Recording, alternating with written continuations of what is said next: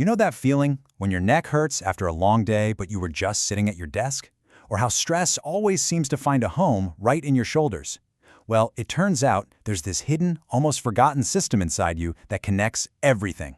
And once you get what it is, a whole lot of those mysterious aches and pains are finally going to make sense. Wow, okay, that cuts right to the chase, doesn't it? It basically says everything we think holds us together. Bones, muscles, just pure grit. That's not the full picture. So if that's wrong, what else is there? And that's the big question, right?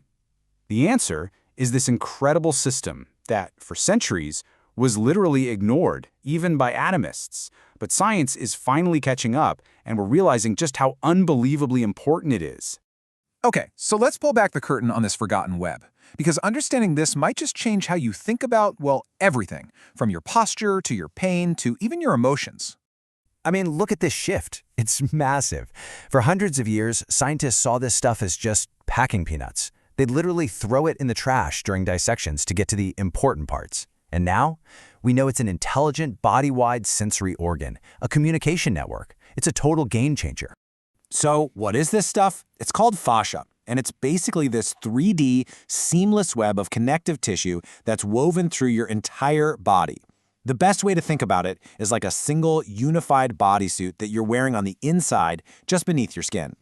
And when I say it's everywhere, I am not kidding. It wraps around every single muscle fiber, it cradles every organ, it encases every nerve, it even surrounds your brain.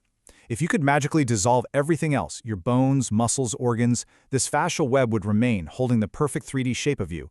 It's what gives you your form. Now this is the most important part to really let sink in. It is one single structure. That's not a metaphor, it's literal anatomy. So a knot or a sticky spot in the bottom of your foot is literally pulling on that entire web. That's how that little restriction can send a ripple of tension all the way up and show up as pain in your neck. It's all connected.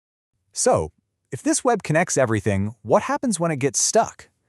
Well, this is where it gets personal for so many of us. Because stuck fascia is one of the biggest reasons for that chronic stiffness, those aches and canes that we just learned to live with. And what causes it to get stuck? Well, it's pretty much a list of modern life's greatest hits. Sitting all day, not drinking enough water, being constantly stressed out, old injuries that created scar tissue, all of these things cause the fascial web to get dehydrated and sticky, forming these adhesions that literally glue things together that should be sliding freely. I absolutely love this analogy. Just picture it. Healthy fascia is like layers of smooth, hydrated silk, just gliding over each other. It's effortless. But when it gets stuck, it's like those silky layers are now fused together with sandpaper, and suddenly, even the simplest movements feel stiff, restricted, and painful. This concept of anatomy trains makes it so obvious. Just look at that superficial backline. It's a continuous sheet of fascia that runs from the soles of your feet, up your hamstrings, up your back, all the way to your forehead. So, is it any wonder that plantar fasciitis in your foot and super tight hamstrings often show up together? The pain you feel in one spot might actually be a symptom of a problem somewhere else along that same line. But here's where it gets even deeper. Fascia isn't just physical. It's profoundly linked to our emotional world. You know that phrase, the body keeps the score? Well, turns out our fascia is one of the main scoreboards. So here's how it works. You experience some kind of threat, could be physical, could be emotional. Your body instantly tenses up, getting ready for fight or flight. But what if you can't fight and you can't flee? The body's only other option is to freeze. And that pattern of tension gets locked, sometimes for decades, right into that fascial web. This idea of an emotional archive, that's just so powerful. Think about it.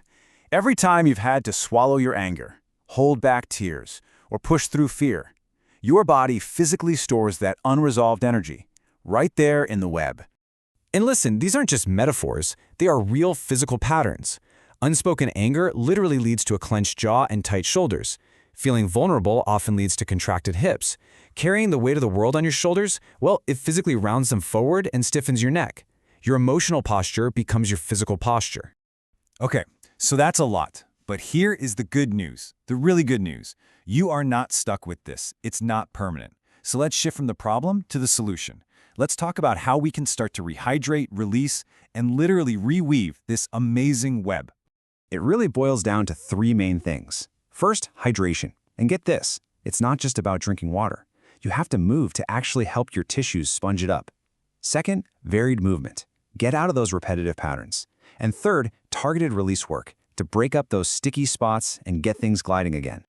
Okay, foam rolling. So many people do this wrong. They just roll back and forth really fast, like they're rolling out dough. No, to affect fascia, you have to go super slow, like an inch per second. And when you find that tender spot, you just stop. You pause on it, you breathe, and you let the tissue melt and release. You're coaxing it, not attacking it. The same exact principle applies to stretching. A quick 30-second hamstring stretch, that's barely saying hello to your fascia. To create real change in this dense, tough tissue, you have to hold these gentle stretches for way longer. We're talking 3 to 5 minutes. That's what gives the tissue time to actually listen and reorganize itself. A lot of these incredible long-hold stretches come from practices like yin yoga. Poses like sleeping swan are just amazing for getting into that deep fascia in your hips. Dragon pose gets into those chronically tight hip flexors. And something like caterpillar pose, that targets that entire backline we talked about, all the way from your heels to the back of your head. And I think this is such a beautiful way to think about this whole process. This isn't about punishing your body or forcing it into submission. It's an act of gratitude. For all these years, your body has been holding all this tension for you to protect you. And this work is you finally turning to it and saying, "Thank you, I see you. It's safe to let go now." Because ultimately, this isn't just about less pain or more flexibility. It's about reconnecting to your whole self, your physical body, and your emotional history. Your web is there, it's waiting. The real question is, are you ready to feel what it has to say?